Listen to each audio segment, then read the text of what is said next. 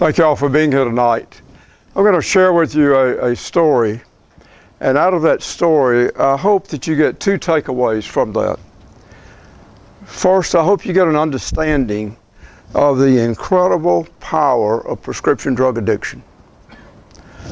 Second, I hope you learn something that you can do personally to help make a difference in this epidemic. Even though, as JP had said, I'd been involved in the medical community by virtue of being on the hospital board, prescription drug addiction was not on my radar just a few years ago. I'd heard about it, but it was truly not something I was concerned about. That is, until our teenage grandson, Jeffrey, was found to be taking prescription drugs without a prescription for non-medical purposes. Our family, our school officials, our coaches became concerned about Jeffrey, and each in their own way tried to help him and find solutions. He was an active participant in school. He was a member of Fellowship of Christian Athletes. He was involved in Young Life. He was on the basketball team. But those last 2 years of high school, he really struggled as the addiction took greater control of his life. He'd always been a warm and loving person, but now he became more distant to us, either from the effects of the drugs or from the shame of not wanting us to know what he was doing. By the time that we became convinced that prescription drugs were the problem, the question became, where was he getting them? We were told that they often come from people's homes. It was then that I remembered that I had Lortab and Xanax in my kitchen cabinet, along with the vitamins, the calcium, and the cholesterol pills I take every day. These pills had been prescribed for some situations a few years before, but I'd never taken any of them. I just put them on the shelf, because that's what we all do. You put them on the shelf or you put them in the drawer when you get some pills. By the time that we woke up to what was happening with Jeffrey, and I went to that cabinet to do something with those pills that I had no use for, they were already gone. Jeffrey spent the last semester of his high school year in a wilderness treatment program in Alabama. He was able to continue his studies and come back to Gainesville and graduate from his high school, but he was prevented from participating in any of those graduation services with those classmates he had been with since the 4th grade. He went on to Young Harris after high school in the summer and the fall, but for Jeffrey, trouble always seemed to be close at hand. While he and some other students were camping out in a national forest, rangers searched the camp, found marijuana on one of the students, evidence of underage drinking, and they were charged in federal court. And he was given a year's probation starting in December 2009. We thought that was a wake-up call for Jeffrey. But I can assure you that we did not yet understand the power of addiction. The very next month, January 2010, he transferred to the University of Montana to make a new start. He was under the supervision of a probation officer in Bozeman, and the very first drug screen they gave him showed that he had taken opioids the night before he left for Montana. He struggled along that semester and came back to Gainesville for a hearing before the federal judge because he was in violation of his probation.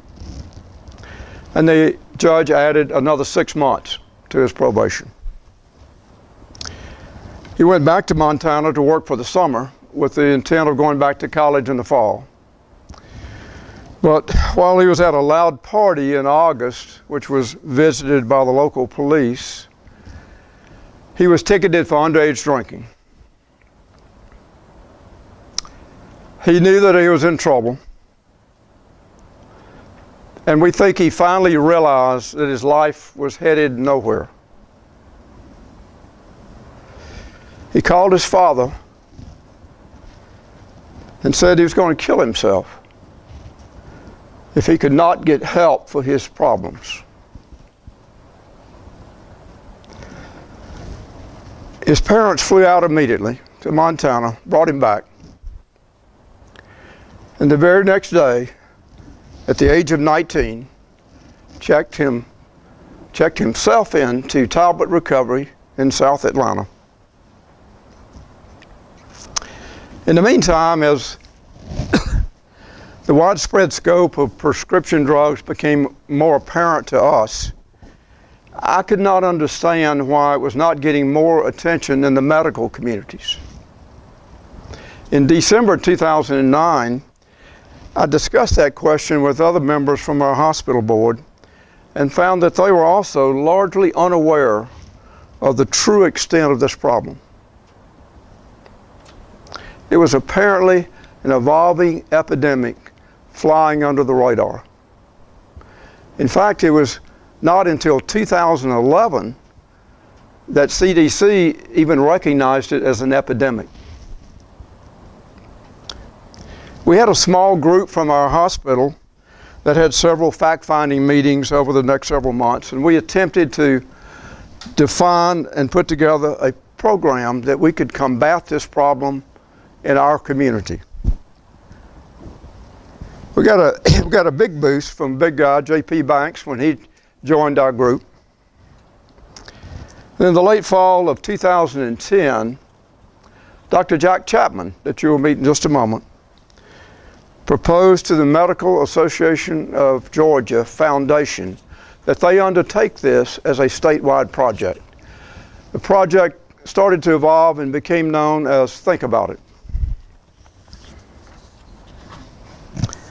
Jeffrey finished his 3-month residence program at Talbot, followed by 3 months of a halfway program.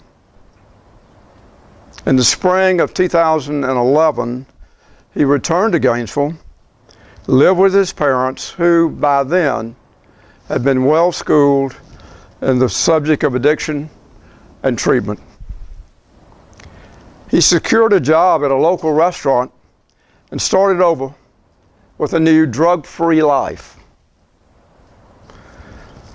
Working at this very popular restaurant, he made many new friends with employees and customers. His relations with his family were the best they had been in so many years. He reconnected with some of his old high school friends that were a positive influence.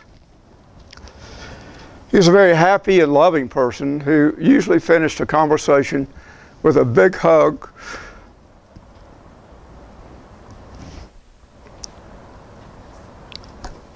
and saying, "I love you."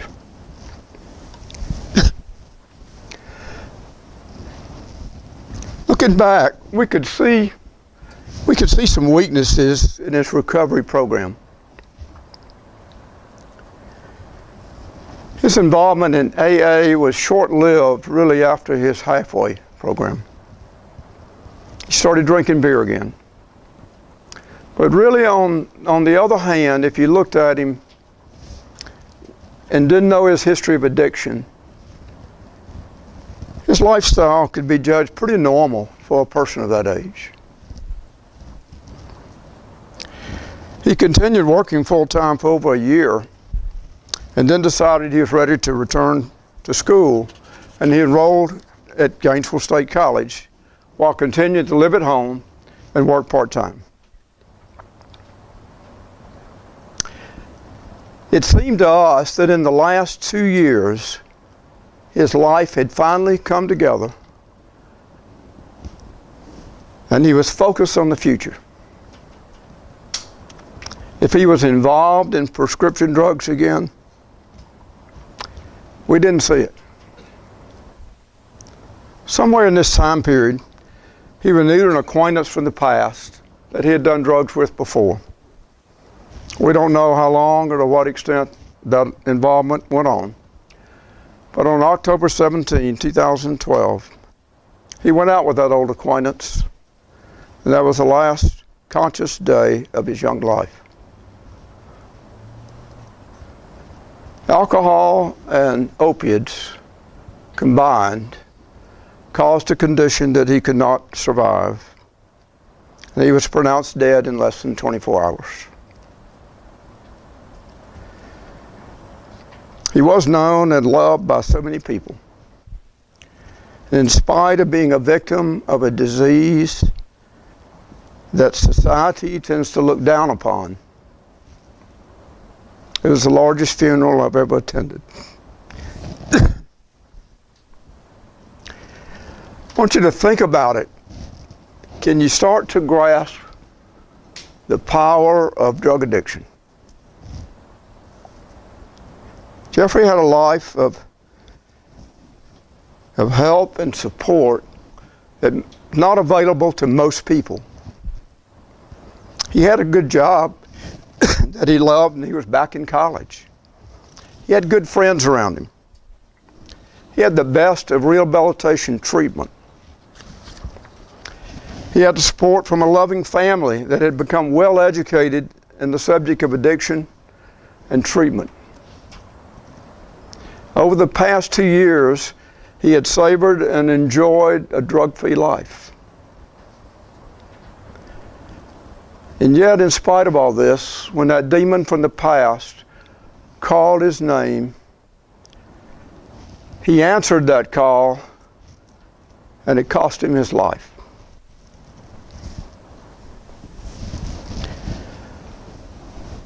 There's a movie that came out in 1983 called War Games. I've seen it at least 6 times, and I'm sure all of you have seen it. It's about a young man who hacks into a Department of Defense computer and engages the computer in playing a game called thermonuclear war. But as the game goes on, he realizes that the computer is playing for real and plans to launch rockets and cause massive destruction, and it can't be stopped. At the end of the movie, if you remember the scene, he's standing in NORAD with screens all around the room, and the computer is doing the countdown to launch the rockets. And he tricks the computer to evaluating all scenarios of thermonuclear war. So all the screens light up with rockets going back and forth from every country in the world, engaging in scenarios of thermonuclear war. And at the end of it, everything stops. And on that center screen, and in that computer-generated voice, the computer says, "A very strange game. The only winning move is not to play. The only winning move is not to play the game." Jeffrey's story proves to us that seeing that people never play the game is so much more successful than trying to deal with the consequences of the game. Now that you have an idea of the magnitude of this epidemic, the question that we should ask is, how can all of us be a part of the solution? In order to have the most success, the attack on prescription drug abuse must be conducted from many different directions. But I want to share with you just one thing, one of those directions that's easy to do, but it has a significant potential to make a difference.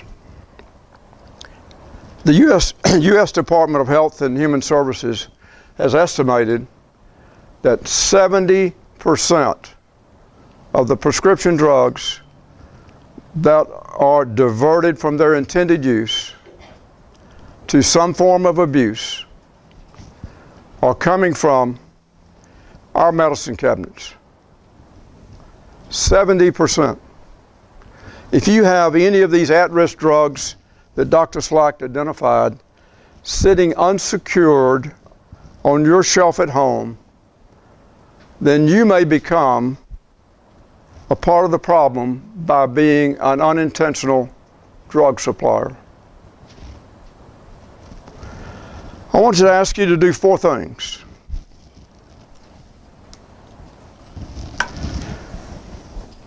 You'll receive a packet at the end of the program that has more description of these.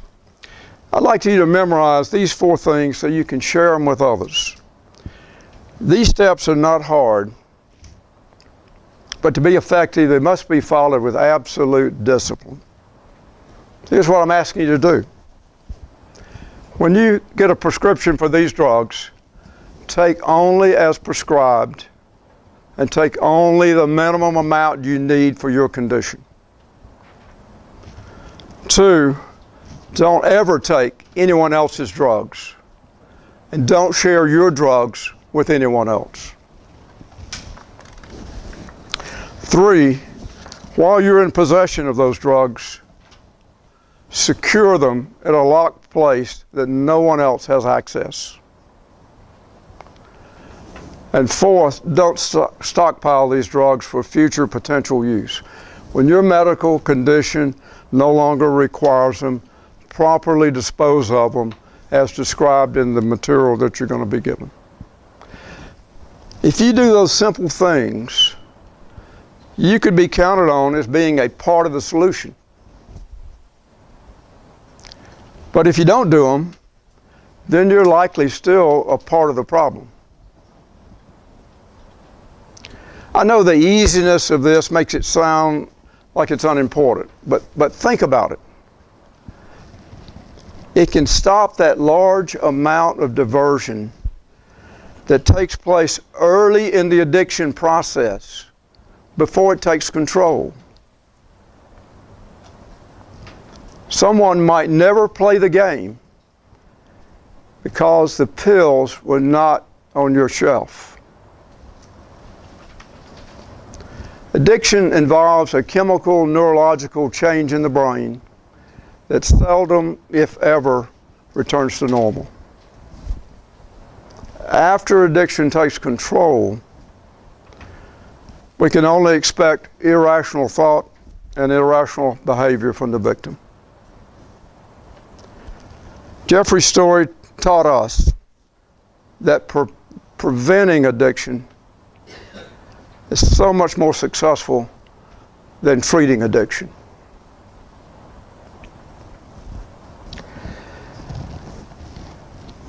Jeffrey was our grandson, but he could be your child. He could be your grandchild. Could be your spouse. Could be your coworker. Could be your doctor. Could be your lawyer. Could be your minister. Or it could be you. Or it could be me. Because none of us are immune from being a victim of this disease. Be aware of the dangers. Be very observant of others around you. And be very careful yourself. Please think about it. Be a part of the solution, not a part of the problem. It doesn't have to be this way. This is a problem that our society created. And all of us together can make a difference. Thank you for coming tonight and for your support.